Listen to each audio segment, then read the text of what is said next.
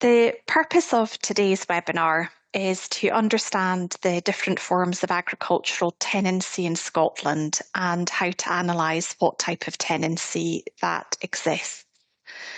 In my experience, quite often someone will come and consult you to look for advice about their agricultural tenancy, and it's not until you actually sit down and review the paperwork and analyse what it is they've presented to you that you realise that perhaps the type of tenancy they believe that they might have differs from what actually exists.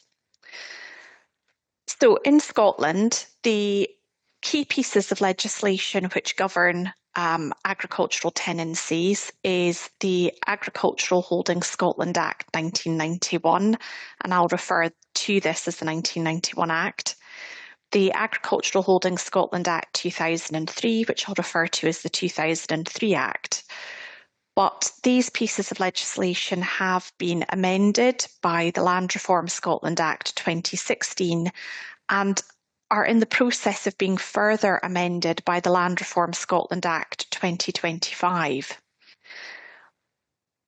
In the talk that I give today, I'm not looking to the future. I'm not looking at what the 2025 Act does or introduces because most of the provisions are not yet in force.